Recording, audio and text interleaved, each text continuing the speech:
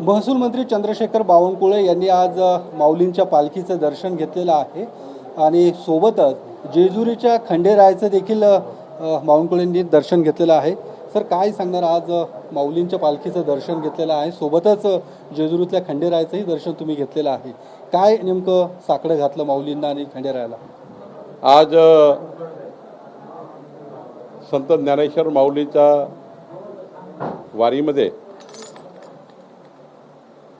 दर्शन घेत असताना एक दुःखद घटना घडली। 3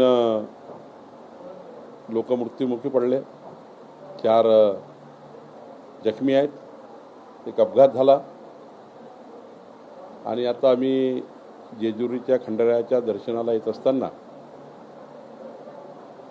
खंडेरायाचं दर्शन घेतलं आणि ही जी वारी आहे यावर्षीची, पुढच्या वारीमध्ये कुणाचा मृत्यू होऊ नये,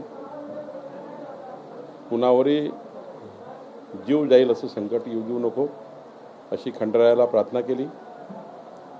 आणि महाराष्ट्राच्या शेतकऱ्याकरता अल निनोचा जो प्रभाव आहे, पाऊस कमी पडणार, कुठे जास्त पडणार, काही ठिकाणी दुष्काळी, काही ठिकाणी खूप, अशी जे स्थितीचं जे एक पुढचं दिसतं आहे, ही येणारी भविष्यातली परिस्थिती शेतकऱ्यांना चिंतेत न आणणारी असावी।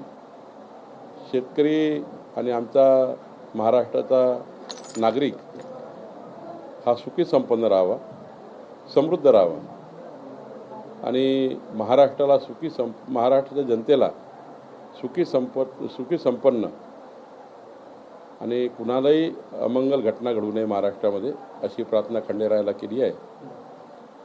आणि जेजुरीच्या खंडेरायाचं दर्शन केल्यावर तर आपल्याला सर्वांना माहिती आहे की इथं मिळतं, तर महाराष्ट्राची समृद्धी नक्की आज मिळेल असं मला वाटतं।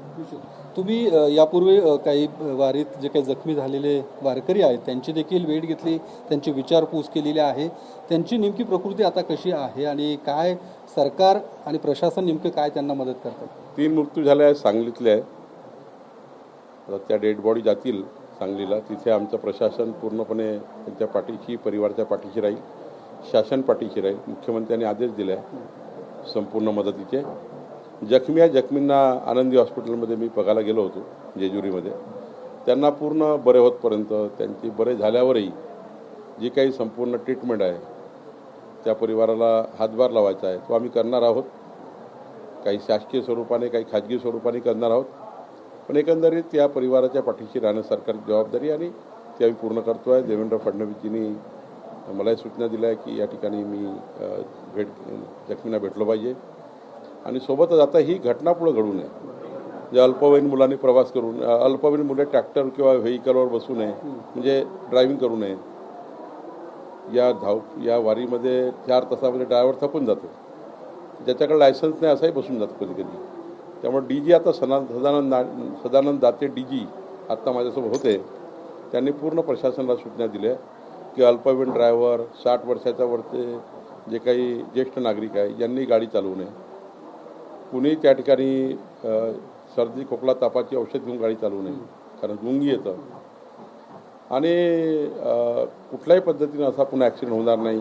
वारीच्या बाहेर आडव्या तेवढ्या गाड्या चालणार नाही। जिथे गॅप मिळाल ती गॅप फिलिंग करण्याकरता वारीचा जो ट्रक असतो तो भरधाव जाणार नाही, ते कुणाचा जीव जाणार नाही, कुणाला जीवानी वित्तहानी होणार नाही किंवा जखमी होणार नाही, कोणी याची काळजी संपूर्ण प्रशासन, पोलीस प्रशासन, महसूल प्रशासन, संपूर्ण या ठिकाणी ॲक्टिव्ह प्रशासनाने घेतलेली आहे। पुन्हा असा ॲक्सिडेंट होणार नाही याची काळजी सरकार घेत आहे। पण या सगळ्या याच्यामध्ये रोहित पवारांनी ट्विट केलं आहे, त्यांचं म्हणणं होतं की मागील देखील अशा पद्धतीच्या घटना घडल्यात, त्यांना अजून मदत मिळाली नाही आणि स्वतः तुमचं थेट नाव घेऊन त्यांनी म्हटलं की तुम्ही स्वतः यामध्ये लक्ष घालावं असं देखील आवाहन केलेलं आहे। रोहित पवारांचं ट्विट मी बघितलं आहे। बुधवारी मी याची एक बैठक बोलवलेली आहे।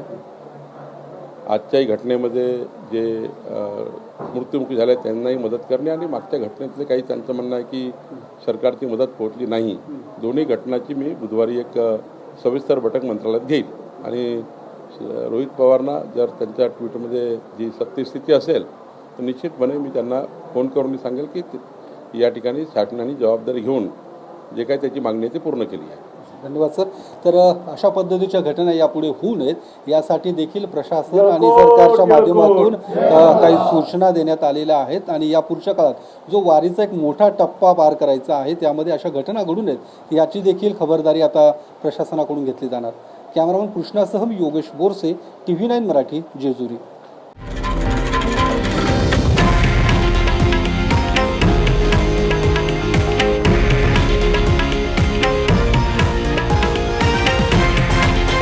हे आहे देशातील नंबर 1 न्यूज नेटवर्क आणि आपण पाहत आहात TV9 मराठी, एकमेव.